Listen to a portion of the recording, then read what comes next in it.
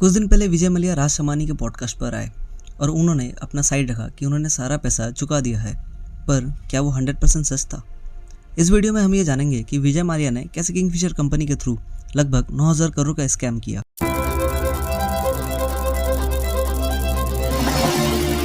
बात है 15 नवंबर 2004 की। विजय मल्ल्या अपने कंपनी के CFO से बोलते हैं कि वो अगले साल किंगफिशर एयरलाइंस शुरू करने वाले हैं और इसके बाद वो एक बोर्ड मीटिंग रखते हैं जिसमें वो इस बात का अनाउंसमेंट करते हैं। विजय मल्ल्या खुद उसमें 400 करोड़ रुपीस लगाते हैं और 9 मई 2005 को किंगफिशर लॉन्च हो जाती है। जैसे किंगफिशर लॉन्च होती है, हर तरफ इसके लग्जरी एक्सपीरियंस के बारे में बात होने लगती है। जैसे कि किंगफिशर ने अपनी एयरलाइंस की सीट पर स्क्रीन लगा दिए थे, वहाँ बैठने के बाद लोगों को हेडफोन्स दिए जाते थे, वहाँ का फूड का क्वालिटी बेस्ट था, वेल ट्रेंड एयर होस्टेस जिन्हें मल्ल्या खुद सिलेक्ट करते थे। कई लोग तो इन एयर होस्टेस को देखने के लिए टिकट बुक करवाते थे और 1 साल के अंदर किंगफिशर की शुरुआत बहुत अच्छी होती है।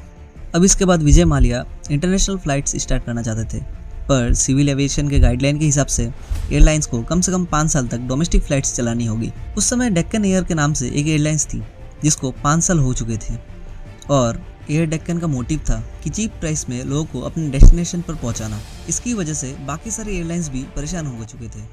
मल्ल्या ने सोचा कि अगर इसको बाय कर ले तो 2 फायदे होंगे, एक तो इंटरनेशनल लाइसेंस भी मिल जाएगा और कंपटीशन भी खत्म हो जाएगा।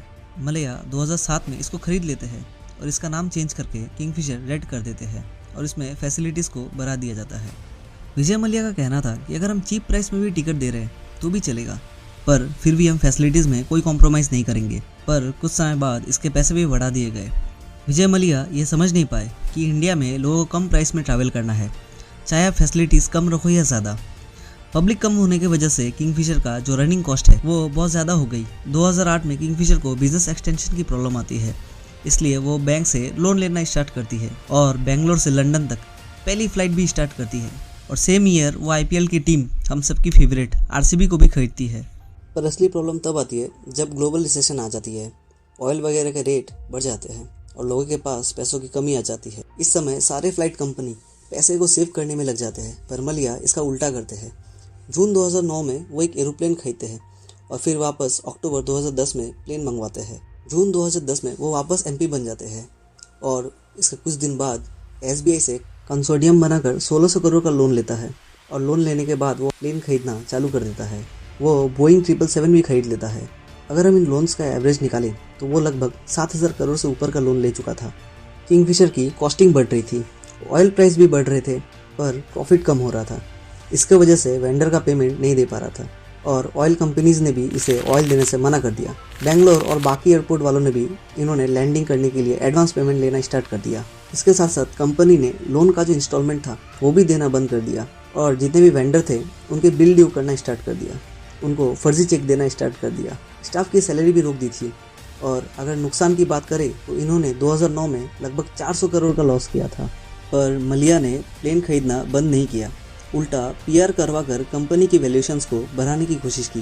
दिसंबर 2011 में यूनियन मिनिस्टर पार्लियामेंट में खुद आकर बताते हैं कि किंगफिशर ने 2 साल से टैक्स नहीं भरा और इसी टाइम बैंक को पता चल गया कि ये कंपनी अब डूबने वाला है, इसीलिए इसको NPA घोषित कर दिया गया। फरवरी 2012 में किंगफिशर के सारे अकाउंट्स को फ्रीज कर दिया जाता है और 20 अक्टूबर 2012 को DGCA इसका फ्लाइंग लाइसेंस को कैंसिल कर देती है, जिसके वजह से किंगफिशर के सारे फ्लाइट्स बंद हो जाते हैं, सारे एम्प्लॉयज़ रोड पर आ जाते हैं।